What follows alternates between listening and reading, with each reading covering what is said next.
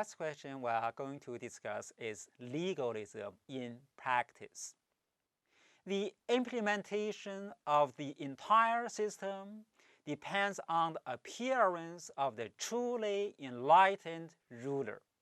The need for such a ruler constitutes the core of the whole imposing structure.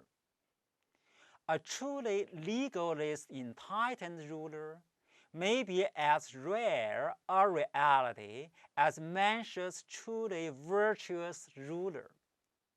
He is not to be an arbitrary despot, a tyrant who follows all his impulses, whims, and passions.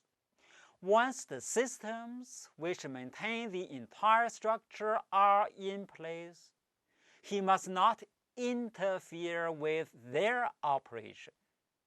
He may use the entire system as a means to the achievement of his national and international ambitions. But to do so, he must not disrupt its impersonal workings. He must at all times be able to maintain an iron wall between his private life and his public role. Concubines, friends, flatterers, and charismatic saints must have no influence whatsoever on the course of policy. He must never relax his suspicions of the motives of those who surround him. To some extent, Han Feizi's own execution may have been due to the first emperor's commitment to his admirer's maxim. Han Feizi regarded himself as the fully objective and disinterested exception to all his own generalizations about other officials and advisors. It is said that Han Feizi's advice to the first emperor concerning the treatment of his own native state of Han led the emperor to suspect that his views reflected partiality for his native land rather than an unreserved loyalty to the interests of emperor himself. Nevertheless, the first emperor of the Qin seems to have approximated the image of the legalist enlightened ruler. His adoption of Shenbu Hai's pure model of bureaucratic government was to have permanent consequences for the entire future course of Chinese history. He seems to have remained basically faithful to the principle that a true legalist ruler did not interfere arbitrarily in the operation of the objective and impersonal laws, mechanisms, and procedures which were imposed on the society as a whole. He extended the conception of objective standards and models to areas such as the standardization of the written language, the length of will axles, and the weights and measures. The obvious brutalities of the regime are very much related to legalist ideas concerning the inflexibility of the penal law and the need to purge society of dysfunctional attitudes and modes of behavior.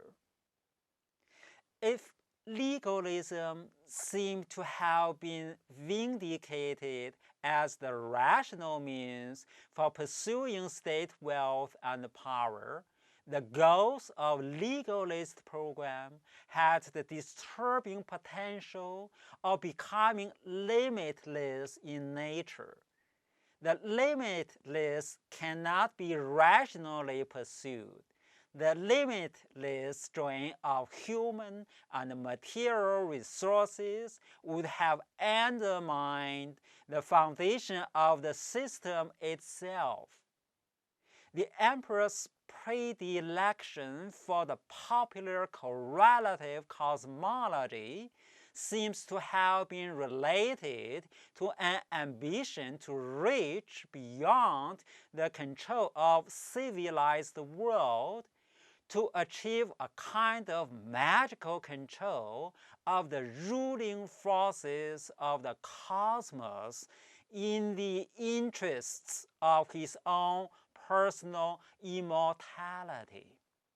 The success of the Qin conquest seemed to have finally proven that the universal kingship could not be re-established without recourse to military power, and not simply by spiritual moral influence. In some sense, Confucius and Mencius were aware of this fact, which was made quite clear in the ancient texts. They just tried to minimize and muffle it. Kings Wen and Wu had enjoyed the mandate of heaven. They were able to attract to themselves the voluntary support of numerous allies through the power of their virtue. It was this enormous accretion of spiritual and moral power which was decisive in giving them victory on the field of battle. However, in the end, they could not deny that victory in battle had played its role. The Qin victory seems to be the defeat of mentioned prophetic hopes. The later Confucianist criticism of the Qin Revolution dwells on its rapid disintegration under the incompetent second emperor. This fact seems to have vindicated Xunzi's suspicion that such a system could only work for a time. It lent weight to Han Fei's observation that truly enlightened rulers were not likely to occur more than once in 1,000 generations.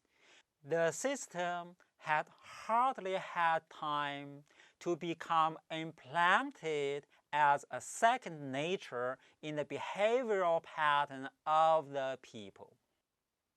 Nevertheless, the realization of the system might require a succession of charismatic, enlightened rulers for its true implementations.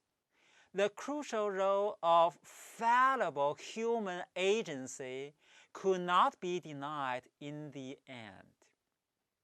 Confucian belief in the transformation of society through the virtue of ethical elites posits a certain potential for moral and intellectual initiative in human beings. In effect, it may be essentially more realistic than the simple behaviorist model enunciated by the legalists. It is able to take into account the role of human sentiment, ingenuity, cunning, and resourcefulness in frustrating and evading all institutional devices. The methods for selecting candidates for office do not really work that well. The personal power relations penetrate the very strongholds of bureaucratic organization. Private sentiments and passions cannot be ruled out. When the mass of men see no relationship between penal law and their own life interests, they will in the end prove extraordinarily ingenious in evading it. In order to illustrate this, let us look at the figure of Liu Bang. He is the founder of the Han Dynasty.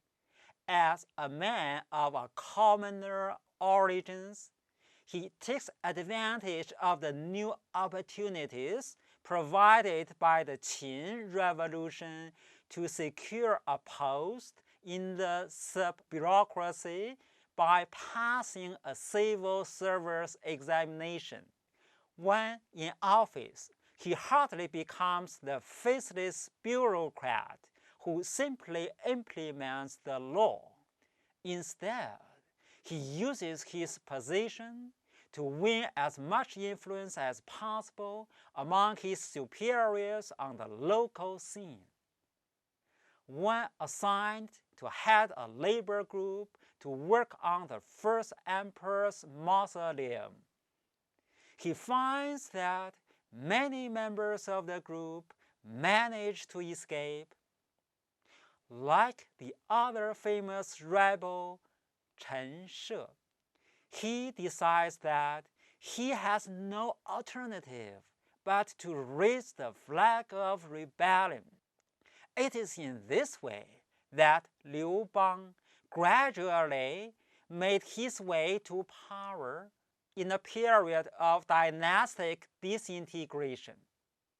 Liu Bang wins out in the carnage of the ensuing civil war, not so much by virtue of his military genius, but by virtue of his superb judgment of men and his due regard for factors of sentiment and popular feeling.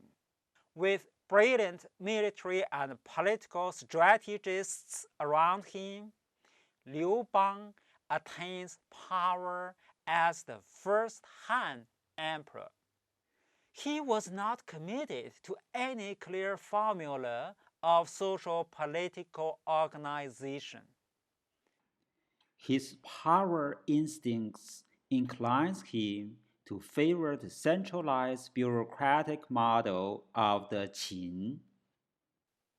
As a pragmatist, he understands the need to compromise with all of his generals, who are quite unprepared to submit to this model.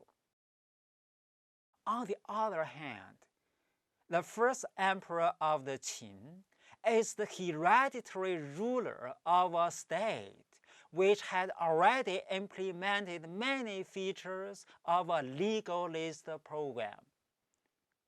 By relying on the power of his own state and the disarray of the other surviving great powers, he is able to extend his rule to the entire civilized world.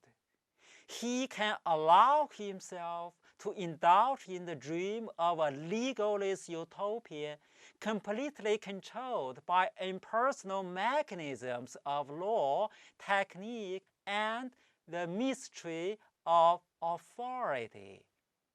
This is a society in which the incalculable forces of private passions, sentiments, values, and convictions are to be eliminated. The emperor placed no limits on his own fantasies of omnipotence. In contrast, Liu Bang rises to power by cunning and shrewdness. He knows that, in the end, even the achievement and maintenance of power require an ability to cope with complex and incalculable forces of personality, passions, moral ideas, and the unpredictable resourcefulness of others. Okay, this completes our discussion of legalism. Assignment today: could you say something more about implication of legalism? Thank you.